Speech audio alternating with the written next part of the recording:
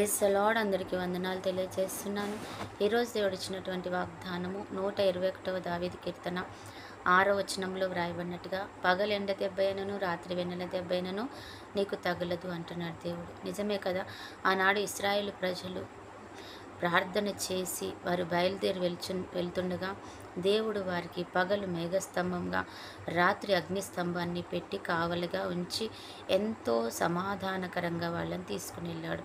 దేవుడు ఈరోజు కూడా నీతో అంటున్నాడు, నీకు పగలు ఎండ దెబ్బ, రాత్రి వెన్నెల దెబ్బ ఏది కూడా నేను నీకు తగలనీయకుండా నిన్ను క్షేమంగా తీసుకెళ్తాను, క్షేమంగా తీసుకొస్తాను. ఎందుకంటే నీ తండ్రి అయిన దేవుడు నీకు తోడుగా ఉన్నాను. నేను నీకు తండ్రిని, నేను నీకు కావలిగా ఉండే దేవుడను. తల్లి అయినా మరుస్తుందేమో కానీ నేను నిన్ను మరిచే దేవుడని కాను అని జాగ్రత్త వహిస్తాను నీ జీవితంలో అంటున్నాడు అనమాట. కాబట్టి దేవుడు మనకి ప్రార్థన చేస్తే ఈ యొక్క లోకంలో ప్రకృతిని శాసించే కృపను కూడా మనకి ఇచ్చాడు. ఏలియా ప్రార్థన చేశాడు కదండి. 3.5 సంవత్సరాలు వర్షం ఆపేశాడు దేవుడు. ఆయన ఆపు అన్నాడు, ఆపేశాడు. అలాగే ఆయన ప్రవ్వా మరలా తిరిగి వర్షం కురిపించు అన్నాడు, ఇచ్చాడు. నీకు నాకు కూడా అటువంటి హక్కుని, అటువంటి కృపను దేవుడు మనకి ఇచ్చాడు.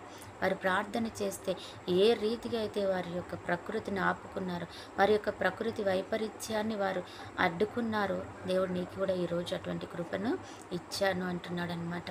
వారిలాంటి ప్రార్థన నువ్వు చెయ్యి, దేవుడు నీకు కూడా సహాయము చేస్తాడనమాట. నువ్వు కష్టపడాల్సిన అవసరం లేదు. నీకేది అవసరమో దాన్ని నీవు ప్రవచించుకో, దాన్ని ప్రార్థించుకో. దేవుడు ప్రకృతి విషయంలో నీకు సహాయం చేస్తాడు అంటున్నాడు. ఒక తండ్రి అంట తన కుమార్తెలు ఇద్దరి దగ్గరికి వెళ్ళడానికి బయలుదేరి వెళ్ళాడంట. ఆ బిడ్డలిద్దరూ 1 కిలోమీటర్ అంత దూరంలో ఉంటారు. పక్క ఊరులో ఒక కుమార్తె, ఇవతల ఊరిలో ఒక కుమార్తె ఉంటుంది. వారిద్దరికి మధ్య 1 కిలోమీటర్ అంత దూరం ఉంటుందన్నమాట. ఇద్దరి దగ్గరికి వెళ్ళాడు. మొదటి కుమార్తె దగ్గరికి వెళ్ళినప్పుడు ఆ కుమార్తె అన్నదంట, డాడీ నేను పంట వేసుకున్నాను, అందులో వర్షం పడొద్దు డాడీ, వర్షం పడొద్దు అని ప్రార్థన చెయ్యి అన్నదంట. సరే అమ్మ తప్పకుండాను, మళ్ళీ తిరిగి వెళ్ళి నేను చెల్లి దగ్గరికి వెళ్తున్నాను అనేసి అన్నాడంట. ఆ కుమార్తె కూడా దగ్గరికి వెళ్ళగానే ఆ కుమార్తె కూడా, నేను ఒక రకమైన పొలం వేసుకున్నాను డాడీ, నాకు వర్షం పడాలి డాడీ, ప్రార్థన చేయవా అంటుందంట. తండ్రికి ఏం చేయాలో అర్థం కాలేదంట. వర్షం పడాలి అని ఒక కుమార్తె, పడొద్దు అని ఒక కుమార్తె కోరుకున్నారు.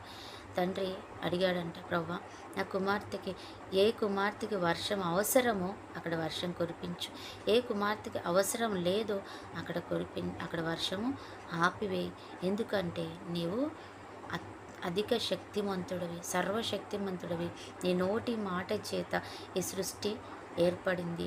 నువ్వు ఆగు అంటే ఆగిపోతుంది, పడు అంటే పడుతుంది. కాబట్టి నువ్వు ఆ రీతిగా చేయి ప్రవ్వా అంటే నిజంగానే ఆయన ఆ క్షణం, ఆ తర్వాత కొన్ని గంటల తర్వాత ఏ కుమార్తె దగ్గర వర్షం అవసరమో ఆ కుమార్తె దగ్గర వర్షం వచ్చిందంట. ఏ కుమార్తె దగ్గర వద్దో అక్కడ పడట్లేదంట. దేవుడు శక్తివంతుడు. నీ నోటికి అటువంటి కృపనిచ్చాడు, నీకు అటువంటి శక్తినిచ్చాడు. కాబట్టి నువ్వు ప్రార్థన చెయ్యి. నీకు ఏది కావాలో ఈ లోకంలో అది ప్రార్థన చెయ్యి. దేవుడు అటువంటి వాతావరణాన్ని ఆపిన దేవుడు, ఎండని ఆపిన దేవుడు, వర్షాన్ని ఆపిన దేవుడు. నీ జీవితంలో వస్తున్న శ్రమను ఆపలేడా?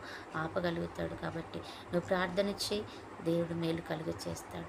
అటు కృప దేవుడు మనకి ఇచ్చునుగాక. ఆమేన్. ప్రార్థన. పరిశుద్ధుడు అయిన దేవ, ప్రేమ కలిగిన తండ్రి, నువ్వు ఇచ్చిన ధన్యతను బట్టి వందనాలు. మా నోటికి ఇచ్చిన శక్తిని, నీ శక్తిని మాకు ఇచ్చి ప్రభా నువ్వు ప్రార్థించమని కోరుతున్నావు. మేము ప్రార్థిస్తుండగా దేవుని గొప్ప కార్యాలు మేము చూచుదుము గాక అంటున్నాం. ప్రతి ఒక్కరు ప్రార్థించుకొని పొందుకునే కృపలకు నడిపించండి. బర్త్డే, మ్యారేజ్ డే జరుపుకుంటున్న బిడ్డని కూడా జ్ఞాపకం చేసుకోండి.